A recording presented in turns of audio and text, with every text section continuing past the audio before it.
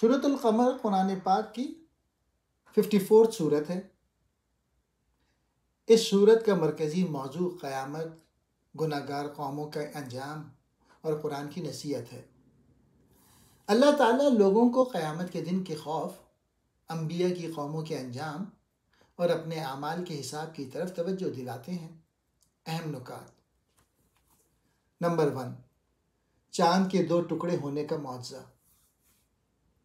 سورت کے آغاز میں نبی کریم صلی اللہ علیہ وآلہ وسلم کا ایک بڑا معجزہ بیان کیا گیا ہے۔ مشرکین مکہ نے نبی صلی اللہ علیہ وآلہ وسلم سے معجزہ مانگا تو آپ صلی اللہ علیہ وآلہ وسلم کے اشارے سے اللہ نے چاند کے 2 ٹکڑے کر دیے۔ اس کے باوجود کفار نے اسے جادو قرار دے کر انکار کر دیا اور ہدایت قبول نہیں کی۔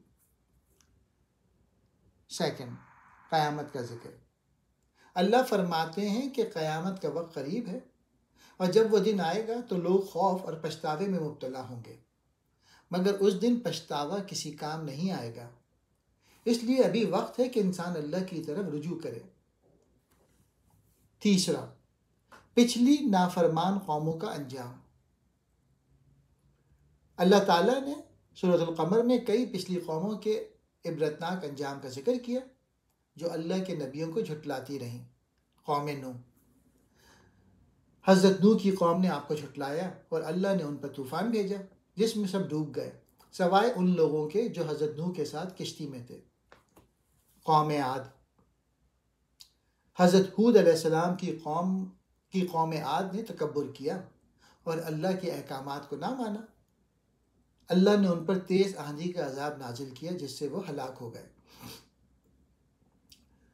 قوم سمود، حضرت صالح علیہ السلام کی قوم سمود نے اللہ کی اونٹنی کو نقصان پہنچایا اور نافرمانی کی تو اللہ نے انہیں زلزلے اور کڑک سے ہلاک کر دیا۔ قوم لوط، حضرت لوط علیہ السلام کی قوم بدکاری میں مبتلا تھی اور انہوں نے اللہ کے حکم کو نظر انداز کیا۔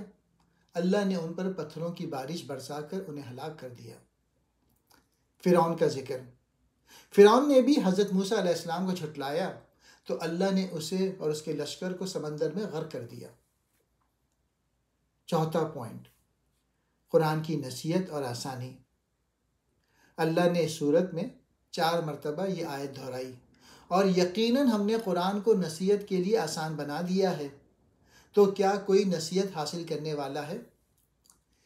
اس سے معلوم ہوتا ہے کہ اللہ نے قرآن کو سمجھنے اور عمل کرنے کے لیے آسان بنایا ہے، مگر انسان کو خود بھی اس سے نصیحت حاصل کرنے کی کوشش کرنی چاہیے۔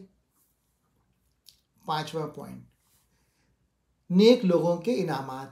اللہ فرماتے ہیں کہ جو لوگ اللہ کے احکامات پر عمل کریں گے اور نیک بنیں گے وہ جنت میں خوشحال اور مطمئن زندگی گزاریں گے۔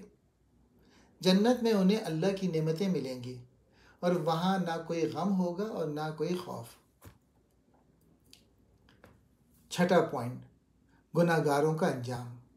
جو لوگ اللہ کی باتوں کو جھٹلائیں گے اور اپنی نافرمانیوں پر ڈٹے رہیں گے انہیں قیامت کے دن سخت عذاب کا سامنا ہوگا۔